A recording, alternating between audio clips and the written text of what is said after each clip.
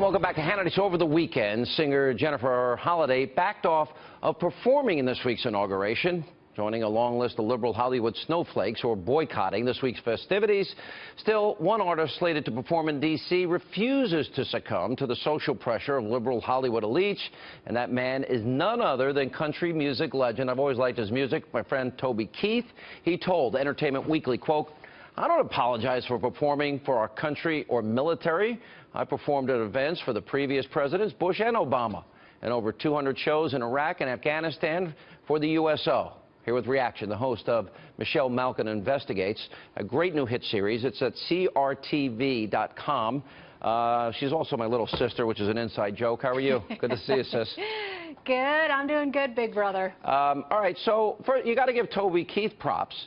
And everybody's obsessed, well, who's performing, who's this? I don't know who the performers are. I don't care. It's really not about anybody but the president-elect, who's going to be president.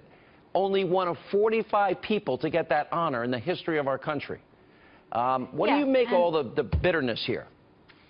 Yeah, well, it is historic, and I think what is changed from all of the other inaugurations that I've lived through in my adult lifetime, with the exception of Reagan, of course, is that you have a man who is going to D.C.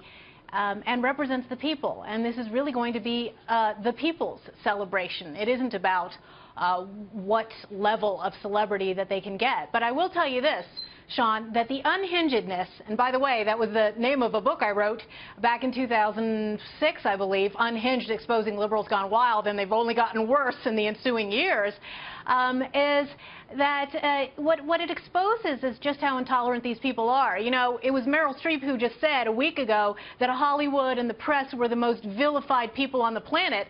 Try being a Hollywood celebrity who announces that they're going to perform at the inaugural celebration. Really, being a conservative in Hollywood, you are under fire. And it is no coincidence, I think, Sean, that really the only people in the entertainment industry that are allowed to be conservative out of the closet are country music stars like Toby Keith. What do you make of the agitators that are threatening to disrupt in a major way? And we've heard all sorts of different stories in the last 24 hours that it seems pretty real and a severe threat to people's safety. And you know, I guess it's going to be what it's going to be, but it sounds scary, and they just seem to be incapable of accepting what the results are. Yeah.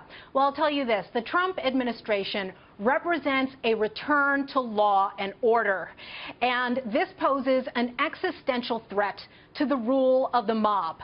That's the social justice agitators who've had their way for the last 8 years, the anarchists, the collectivists, the anti-capitalists, the Occupy Wall Street crowd, every last subsidized George Soros outfit community organizing group in America, many of them, of course, taxpayer subsidized. And we've seen these outbreaks of violence, this deliberate disorder on the part of many of these groups, and it dates back years and years and years. It's not just in America, it is a global movement. And we've seen it with Occupy and everything else. Yeah, it's going to be... Yes, and Go ahead.